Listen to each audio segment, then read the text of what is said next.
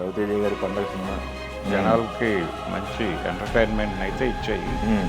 రవితేజ అన్న ఎర్రగా తీసాడు అంతే. ఇంకా కామెడీ అయితే వేరే లెవెల్ ఉంది. నవ్వుకోవచ్చు, ఫుల్ ఎంజాయ్. ప్రపంచ భక్తులందరికీ సందేశంగా ఇచ్చే ప్రయత్నం జరిగింది. కంబ్యాక్ రవితేజ గారిని ఒరిజినల్ కామెడీని చూసాం. కాన్సెప్ట్ మాత్రం డిఫరెంట్ గా ఉంది. కథతో సంబంధం లేకుండా జనాలని ఎంటర్టైన్ చేసే ప్రయత్నం చేశాడు. రామ్ ఎవరా అమ్మాయి? మా ఫ్రెండ్ వాళ్ళ వైఫ్ చెల్లి. ఎలివేషన్స్ మాత్రమే కాదు, అసలు యాటిట్యూడ్ ఉండదు క్యారెక్టర్లో. అంటే ఆయన హీరోగా వెళ్ళటానికి ముందు ఉన్నటువంటి సునీల్ని మళ్ళీ ఈ సినిమాలోకి పట్టుకొచ్చారు. పెళ్లికి ముందు మా బావ ఎలా ఉండేవాడు తెలుసా? అలాగే సత్యతో చేయించినటువంటి క్యారెక్టర్ అది కొంత ఉపయోగపడింది సినిమా. ఉపయోగపడిందా లేకపోతే సినిమా లేదు, సినిమాకి ఉపయోగపడింది. మీకేమన్నా అయితే మోస్ట్ ఎఫెక్టెడ్ పర్సన్ నేనే మేడం. రవితేజ అభిమానులకి ఫ్రెష్గానే ఉంది సినిమా. భరద్వాజ గారు, భర్త మహాశైలకు విజ్ఞప్తి సినిమా చూసొచ్చాం ఇప్పుడే. అవును, రవితేజ గారి పండగ సినిమా ఎలా అనిపించింది, థియేటర్ ఎలా రెస్పాండ్ అవుతుంది ఏంటి అనేది. పంచ్ లైనర్లు, డైలాగులు జనాలకి మంచి ఎంటర్టైన్మెంట్ అయితే ఇచ్చాయి. అంటే రెస్పాన్స్ బాగుంది డైలాగులు గారు. డైలాగులకి రెస్పాన్స్ బాగుంది. అలాగే మ్యూజికల్గా కూడా సినిమా బాగుంది. మ్యూజికల్గా చాలా హడావిడి చేశాడు. అంటే నిజానికి సంక్రాంతి భీమ్స్ డే అలా సెట్ చేస్తాడు ఈసారి. అవి రెండు బాగానే వర్కౌట్ అయినాయి. అయితే కథ జోలికి వెళ్ళటం అంత మంచిది కాదు. ఎందుకంటే తెలిసిన లైనే అందరికీ తెలిసిన లైనే. అంటే వీళ్ళు బయటకి పంపు చేసినటువంటి ప్రమోషనల్ కంటెంట్ నుంచి ఒక చిన్న డీవియేషన్ ఇచ్చారు. అంటే కథలో ఏదో వెరైటీ ఉండబోతోంది అనేటువంటి ఇంప్రెషన్ ఇచ్చారు, ఏదో టీజర్లు ట్రైలర్ల నుంచి. అయితే సినిమా కొంత రొటీన్ ఫార్మాట్లో వెళ్ళిపోయినప్పటికీ జనరల్గా ఆయన చెప్పదలుచుకున్నది ఏంటంటే, ఎవరికైనా సరే ఒక ట్రాక్లో వెడుతూ ఉండగా పక్కన చిన్న వ్యామోహం కనిపిస్తుంది, కానీ వెంటనే విచక్షణ అనేటువంటి ఒక నరం పనిచేయాలి లోపల. ఆ విచక్షణ అనే నరం చంపేసుకుంటే చాలా ప్రమాదాలు సంభవిస్తాయి అనేది చెప్పదలుచుకున్నాడు ఈ సినిమా ద్వారా. అది ప్రపంచ భక్తులందరికీ సందేశంగా ఇచ్చే ప్రయత్నం జరిగింది. అదే ఇన్నర్గా ఇంకొకడు ఉంటాడు, వాడి మాట వినద్దు, మీ సోల్ మాట మీరు వినండి. ఇన్నర్గా ఇంకొకడు ఉండటం ఏం లేదు. జనరల్గా ఎవరైనా అందంగా కనిపిస్తే అటువైపు చూడటం వరకు ఓకే, కానీ అడుగు ముందుకు వేయటం దగ్గర విచక్షణ అనే నరం పనిచేయాలి. అది పనిచేయకపోతే చాలా ప్రమాదాలు సంభవిస్తాయి అనేది ఒక సైడ్ నుంచి చెప్పే ప్రయత్నం చేశాడు. ఆ మేరకు కొంత నైతికత ఇవన్నీ మాట్లాడే ప్రయత్నం కూడా చేశాడు డైరెక్టర్ కిషోర్ తిరుమల.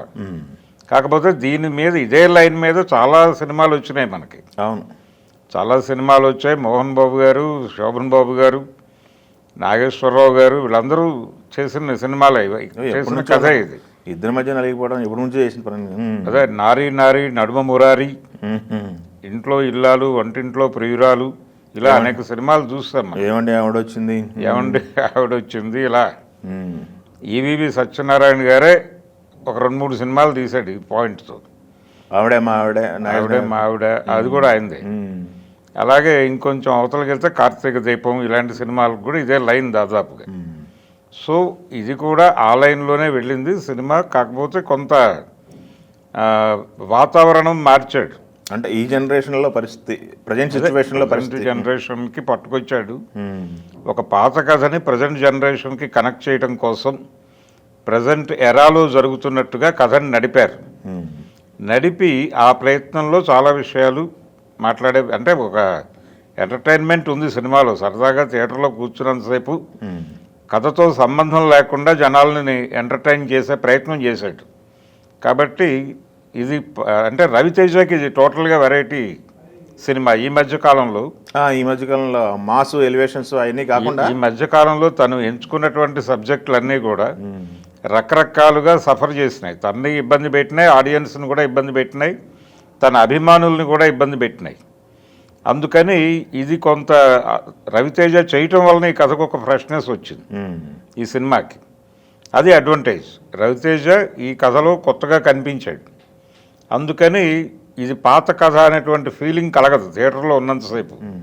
బయటకు వచ్చిన తర్వాత తలచి చూసుకుని ఏం చూసామనుకుని వెనక్కి తిరిగితే ఇది పాత కథే కదా అని అనిపిస్తుంది అంతవరకే.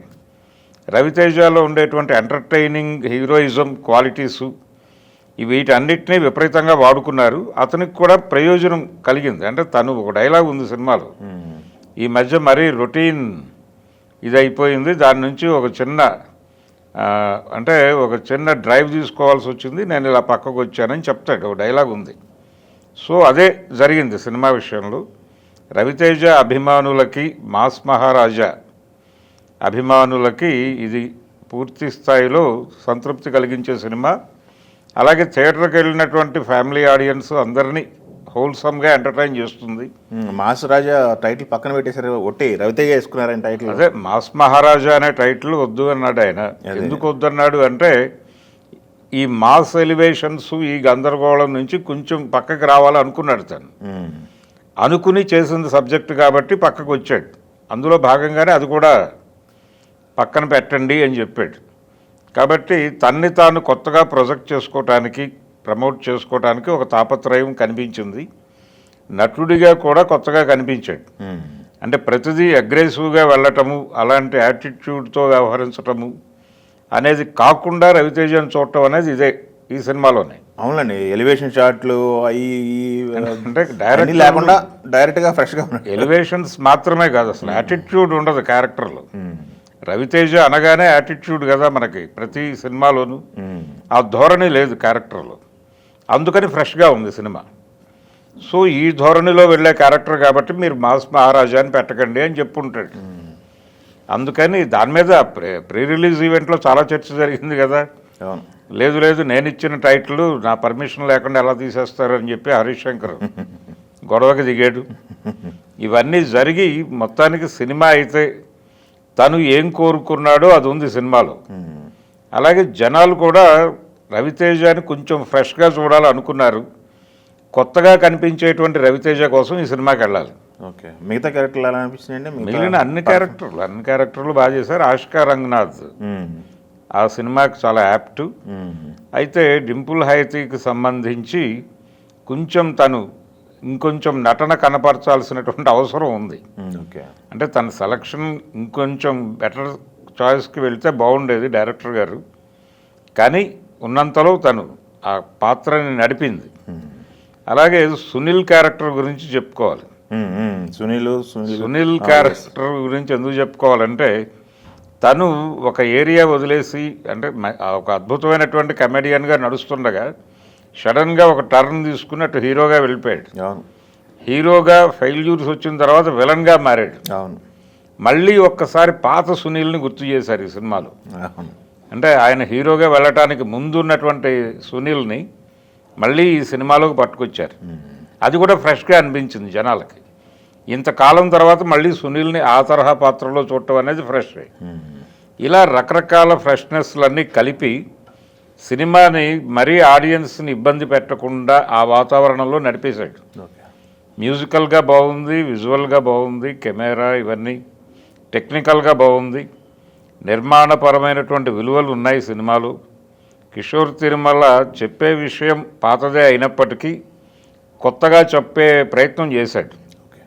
రొటీన్ ఫార్ములా పాటలే ఉన్నాయి. పాటలు కూడా మనకి ఇద్దరు హీరోయిన్లతో పాటలు కూడా కొత్త విషయమేం కాదు, అనేక సినిమాల్లో ఉన్నాయి. ఆ ధోరణిలోనే ఇందులో కూడా ఒక సెట్ వేసి ఒక ఫోక్ సాంగ్ని పెట్టారు. ఈ ఫోక్ సాంగ్ అనేది గట్టిగా జనాల్ని పట్టుకునేటువంటి ఎలిమెంటే.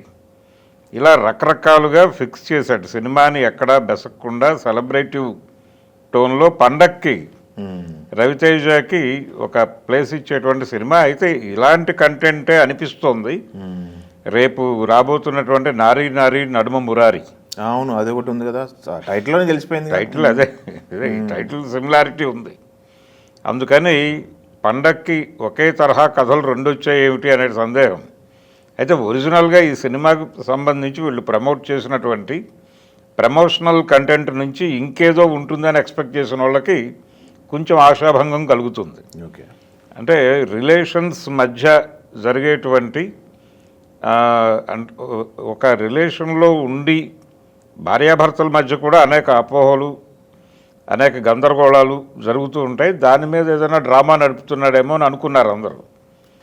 అది కొంచెం అవసరమైనటువంటి డ్రామానే, దాన్ని ఎంటర్టైనింగ్గా చెప్తాడేమో అనుకున్నారు. కానీ ఆ గొడవలోకి వెళ్ళలేదు అసలు. వెళ్లకుండా టోటల్గా పాత స్టైల్ని తీసుకుని దాన్ని కొత్తగా ప్రజెంట్ చేయడానికి ఏం తిప్పలు పడాలో అది పడ్డాడు. సోషల్ మీడియా కంటెంట్ అంతా కూడా వాడినట్టున్నాడు.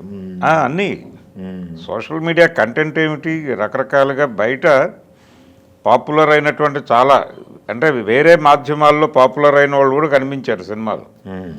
అలాగే సత్యతో చేయించినటువంటి క్యారెక్టర్, ఇవన్నీ అది కొంత కొంత ఉపయోగపడింది సినిమా. ఉపయోగపడిందా లేకపోతే సినిమా లేదు, సినిమాకి ఉపయోగపడింది.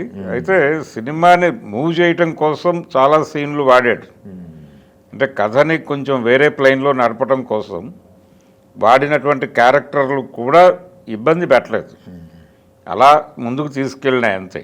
ఓకే, ఒక రొటీన్ కథని కొత్త ఫార్మాట్లో చెప్పడానికి ప్రయత్నం చేసిన కిషోర్ తిరుమల అని చెప్పుకోవాలి. Okay, thank you. రవితేజకి ఇది ఫ్రెష్ సినిమానే. ఓకే, రవితేజ అభిమానులకి ఫ్రెష్గానే ఉంది సినిమా. సరదాగా ఎంటర్టైన్ చేసి రావటమే, ఎక్కువ ఎక్స్పెక్ట్ చేస్తే వెళ్ళొద్దు అంటారు. No expectations. ఈ సినిమా గురించి అతిగా ఆలోచించకుండా థియేటర్లోకి వెళ్ళి కూర్చుంటే ఇబ్బంది పెట్టదు. ఓకే, మెదడుకి ఒక రకమైనటువంటి, అంటే మేధో శ్రమ చేయాల్సిన అవసరం లేదు లోపలికి వెళ్ళిన ప్రేక్షకుడు. అలా సినిమాతో పాటు క్యారీ ఫార్వర్డ్ అయిపోయి బయటకు వచ్చేయచ్చు అంతే. Okay, thank you.